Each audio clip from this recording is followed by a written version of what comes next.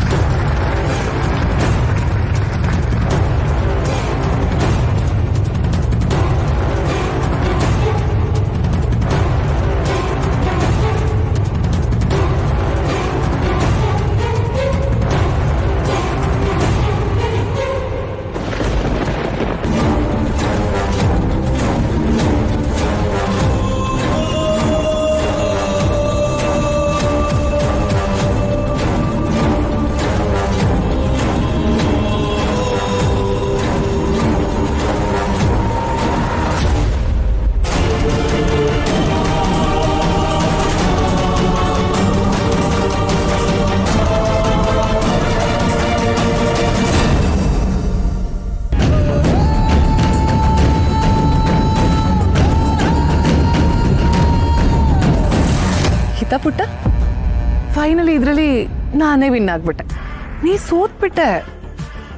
ಇನ್ಮೇಲೆ ನಿನ್ಗೆ ನಿನ್ನ ಲೈಫಲ್ಲಿ ನರ್ಕ ತೋರಿಸ್ತೀನಿ ನಾನು.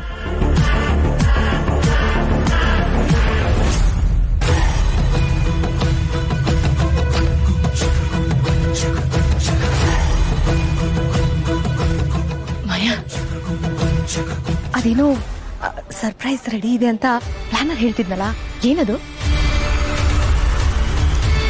ಶರತ್ಗೋಸ್ಕರ ಗ್ರ್ಯಾಂಡ್ ಪ್ರಪೋಸಲ್ನ ರೆಡಿ ಮಾಡಿದ್ದೀನಿ ಅಂತ ಹೇಳಿದ್ದೆ ಅಲ್ವಾ?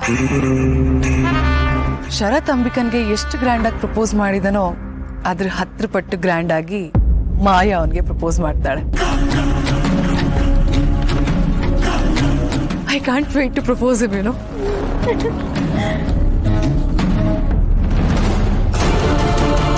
ನನಗಂತೂ ತುಂಬಾ ಭಯ ಆಗ್ತಾ ಇದೆ. ಇಲ್ಲಿದ್ ನಾವೇನ್ ಮಾಡೋಣ, ನಡಿ ವಾಪಸ್ ಹೋಗೋಣ.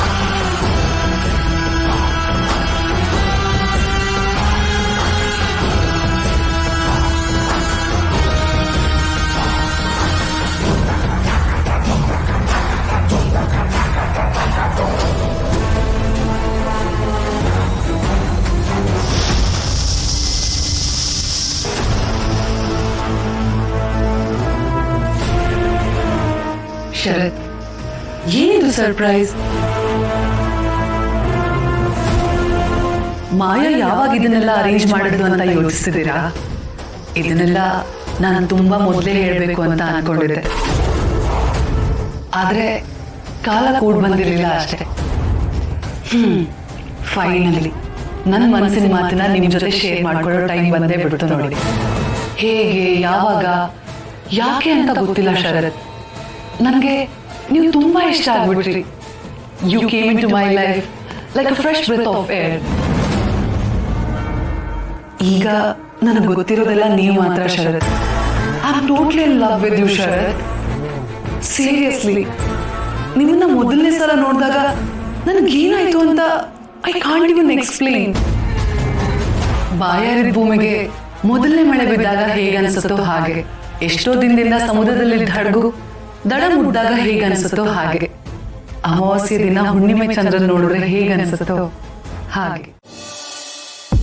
ಹಿತಾ ಹಿತಾ ಹಿತಾ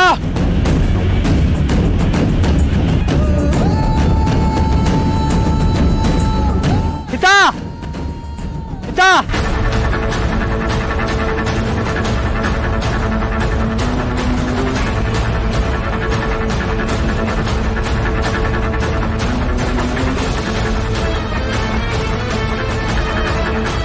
ಏ ಶಾನ್ವಿ, ಆ ದುರ್ಗಾ ಎಲ್ಲೇ? ನಾವಿಲ್ಲಿ ಹಿತ ಕಾಣಿಸ್ತಿಲ್ಲ ಅಂತ ಹುಡುಕ್ತಾ ಇದೀವಿ. ಅವಳೇನೋ ಹಗ್ಲೊತ್ತಲ್ಲಿ ನಕ್ಷತ್ರ ಲೆಕ್ಕ ಹಾಕ್ತಾ ಇದ್ದಾಳಾ? ಅತ್ತೆ, ನೀವ್ ಸರಿಯಾಗಿ ನೋಡಿಲ್ಲ ಅನ್ಸುತ್ತೆ. ಹಿತನಿಂದೆ ಮೊದ್ಲು ಹೋಗಿದ್ದು ದುರ್ಗಾ. ಹಿತ ದುರ್ಗಾ ಜೊತೆಗಿದ್ರೆ ಸಾಕು.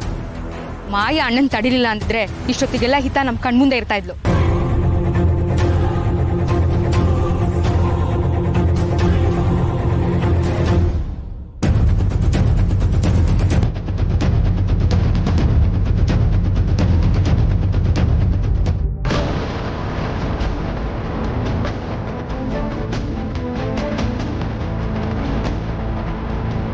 ಫಂಕ್ಷನ್ ಎಲ್ಲ ಮುಗ್ದೋಯ್ತಾ? ಎಲ್ಲರೂ ಹೋಗ್ಬಿಟ್ರಾ?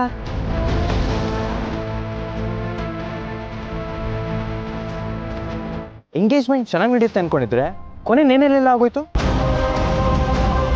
ಈತ ಓಡೋಗಿದ್ದು ನೋಡಿದ್ರೆ ಮಾಯ ಅವಳಿಗೆ ಅಮ್ಮ ಆಗೋದು ಇಷ್ಟ ಇಲ್ಲ ಅನ್ಸುತ್ತೆ. ಹೌದು, ಇತ್ತ ಪುಟ ಓಡೋದ್ಲ? ಅವ್ನು ಎಲ್ಲಿ ಹೋಗಿರ್ಬೋದು? ಆದಷ್ಟು ಬೇಗ ನಾನು ಹುಡುಕ್ಬೇಕು. ತಾಯಿ, ಅವಳಿಗೆ ಏನು ಆಗದೆ ಇರೋ ಥರ ನೋಡ್ಕೊ.